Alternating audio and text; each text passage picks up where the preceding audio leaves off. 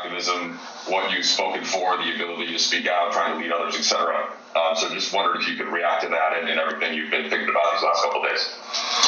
Well, when Coach Pop speaks, he's very articulate, very straight to the point, very educated, very smart man, and he comes from a sense of being a human being and knowing what's going on in our country, knowing the difference between right and wrong, and the things and the challenges that we have to go through. And so I mean, I love Coach Pop not only as as a coach, but more as a man. Obviously, the last few days has been very, very, very tough on anybody in the black community. Starting off with we got the news when we was in Memphis with the Jacob Blake announcement, and with the cop being let off, or not being accused of that brutal murder, and then with yesterday seeing what happened at our national capital, inside the Capitol.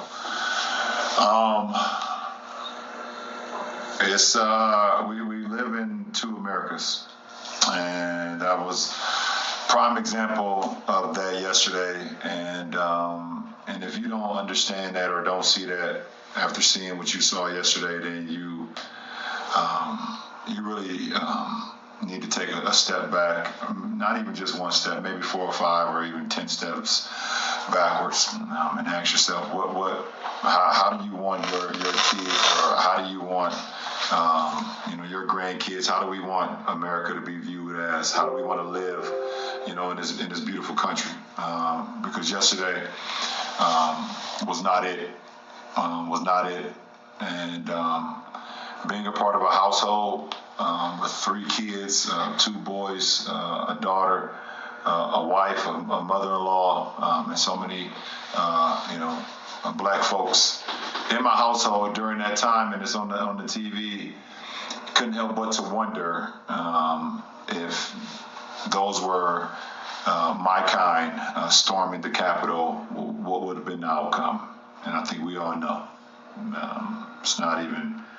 It's no ifs, ands, or buts. We already know what would have happened to my kind if anyone would even got close to the Capitol, let alone storm inside the offices, inside the hallways. Just a very, very low time in our country to see what we saw yesterday, the events, the chain of events. But it just goes to show, like I said, it's 2 different Americas that we live in, and it's my job to continue to spread positive notions, and continue to educate my people, continue to big up my people, continue to inspire them, even when times like yesterday feel like it was another gut punch to us of what we saw. So. And as a quick follow-up to that, how do you talk to your kids about this, Lebron, and how has that evolved? And I know they're different ages, but how has that evolved over time? You just show them the photos. All you got to do is look at the photos from the peaceful protests of what we, were fighting for. We were, when we were out there fighting for lives, and we saw yesterday they're talking about votes. All you gotta do is look at the photos. I mean, I saw a picture yesterday that we all probably seen before of a black man holding his daughter on top of his shoulders, and you got a police officer with a shield on, with a gun pointed right at him or right at her. Could have been rubber bullets on the inside. Could have been real bullets. We all seen that photo.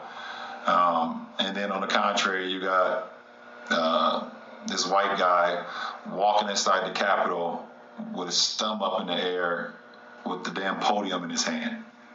I mean, what more do I need to say to my kids than to just see the 2 differences?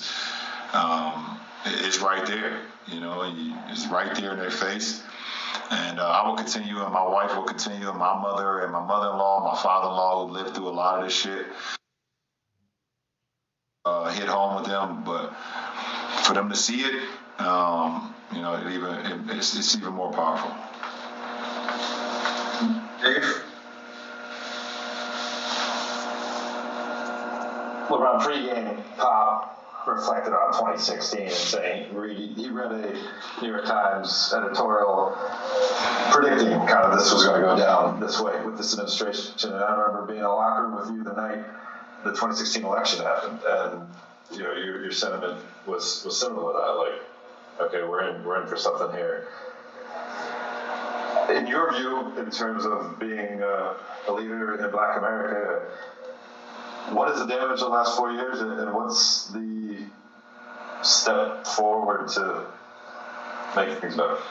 Well, we took a step forward in November by electing Joe and Kamala to be in the White House, for them to be the head of our country. That is a step forward. The events that took place yesterday was a direct correlation of the president that's in the seat right now, of his actions and his beliefs and his wishes. He cares about nobody besides himself. Nobody. Absolutely nobody. He doesn't care about this country. He doesn't care about his family. He doesn't care about anybody besides himself. And we've seen the tweets that happened along this whole path to the destruction of what happened yesterday. Those events was because of him. And we sat there, and everyone, and it's just over the last 4 years, we all knew. Like you said, Pop said it. I remember, like you said, 4 years ago, I sat there and said this is the beginning of the end for our country, and hopefully it only lasts 4 years. But the one thing you can't get back in life, and one thing you can never get back, and that's time.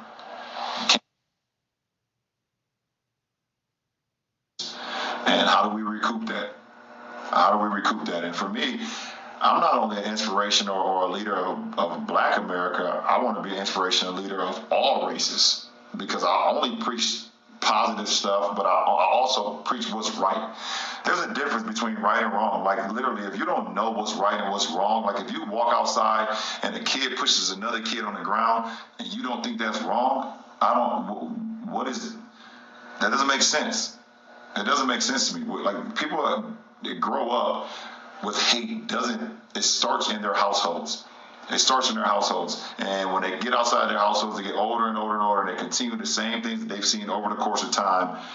And you have these issues that we see in America. Like hate, it comes from the house.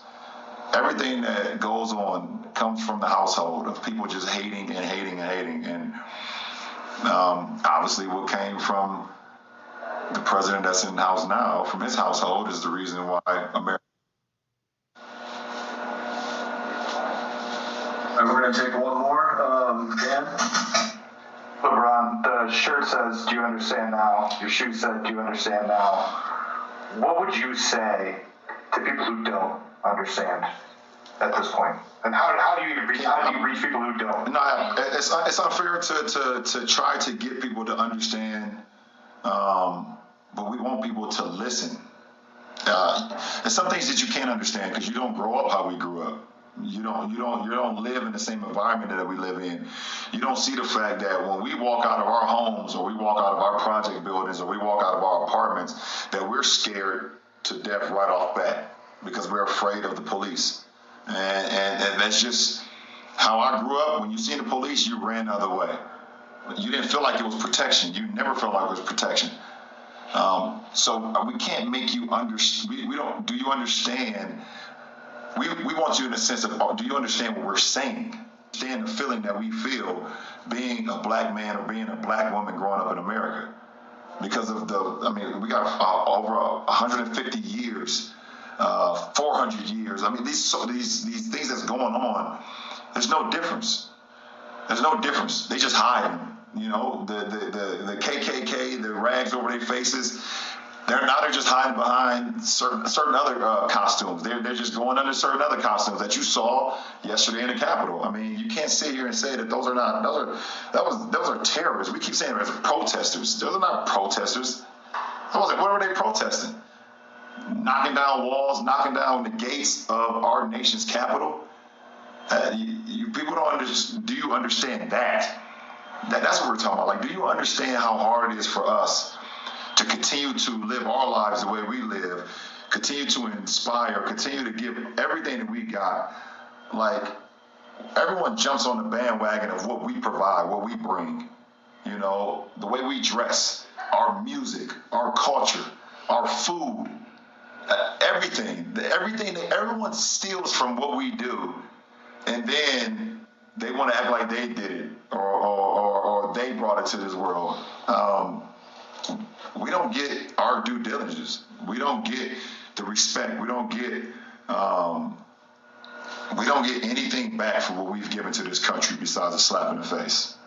And they're gonna say, okay, well, you know, you should shut up and dribble, which I've heard numerous of times, but I'm never gonna do that. I'm never gonna do that.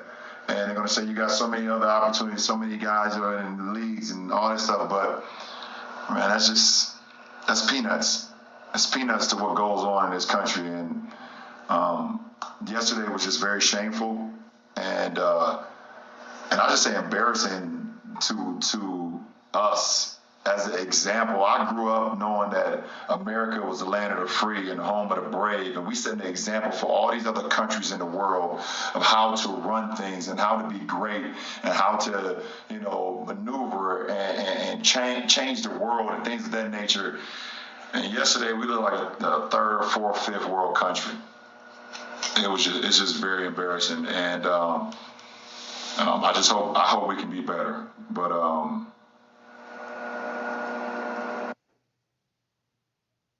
let me just say that. Appreciate it. Thank you, Roger.